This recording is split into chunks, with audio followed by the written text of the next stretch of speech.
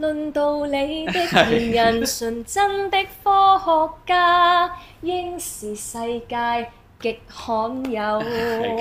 我可遇上你，便足夠。與你相伴到老，便足夠。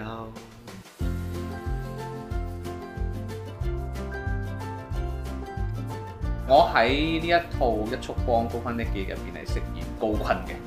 高坤教授呢個角色，有趣嘅地方係佢而家係一種世間比較少有嘅一種好樂觀、好積極，而且係一個好有幽默感嘅人嚟嘅。我自己即係喺好多事情上面都保持住一個開放嘅態度。我哋會即係努力去工作，努力去鑽研啦。咁但係有好多其他細節上面嘅嘢，可能未必會真係好執着。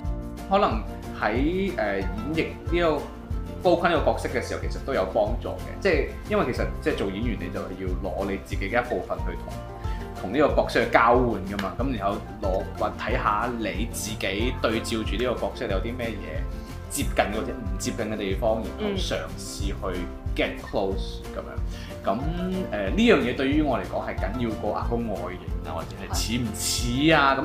更加緊要嘅係嗰個入邊嘅嗰個個性有冇呈現到出嚟？我係飾演黃美雲佢太太。黃美雲其實佢係一個好堅強嘅女性嚟嘅，咁因為其實佢都係一位工程師啦。喺當其時嘅年代，女性做到工程師係非常之困難嘅事。佢嘅家庭佢未必可能得到好多嘅愛啦，咁但係佢高坤嘅出現係佢生命裏邊嘅一束光啦。因為佢係工程師，所以佢哋有好多工程上邊嘅好多嘅語言嘅交流啦，亦都好支持呢位先生周遊列國去揾唔同嘅公司去製造光纖啦，所以佢係一個好支持佢老公嘅一位女性啦，仲要堅強啦，好有愛啦，好堅持佢自己嘅信念啦。演得耐咗就會明白點解會愛上美雲呢？佢係高坤嘅一個避風港嚟，其實係佢對個科研非常之有好深嘅 passion， 佢可能佢教育有好多嘅理念要實踐，但係佢每次望到美雲嘅時候，佢就會OK， 其實我都係一個小朋友嚟嘅啫。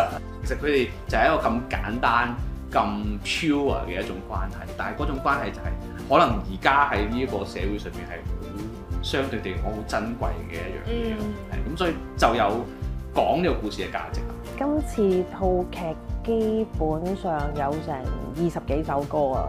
呢個音樂旅程係需要行一個時光隧道，咁所以係好有時代感嘅。如果你話好特別嘅歌，我覺得因為真係太多唔同類型啊！我哋有中國小調啦，又講因為講翻高坤先生原生家庭，有一首叫做《風聲雨聲讀書聲》啦。而佢成長嘅階段，因為佢好多問題啦，所以我哋有一隻叫我有問題，有一隻叫戀愛公因數嘅。因為戀愛當中你要揾一啲共同嘅嘢咁樣，所以有一個用，因為我諗一個科學路佢會點樣睇戀愛呢？咁就一個戀愛公因數啦。跟住佢做實驗嘅時候，我哋有一個即係有一個好得意嘅想法，就係有一隻歌叫《入實驗室撳緊急掣》。同一首情歌，我哋擺咗喺佢哋初相識或者係交換盟誓嘅時候，好 sweet 好 sweet。同埋到佢老年嘅時候，高太佢要照顧翻佢丈夫患病嘅丈夫嘅時候，佢都記得當日個盟誓咯。咁所以係一個年輕版同埋一個守護版。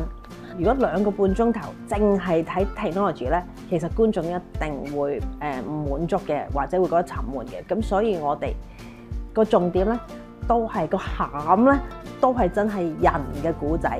咁只不過一個科學家嘅故仔。我哋個電腦特技組都係攞過好多香港電影金像獎嘅最佳視覺嘅。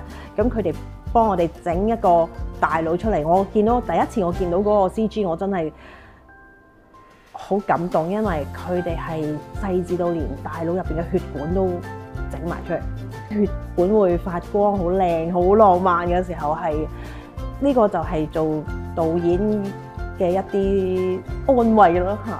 希望大家嚟東九嘅舞台睇下我哋點樣一 shot 落一 take 過，再加埋電腦特技效果去呈現一個感人至真嘅故事。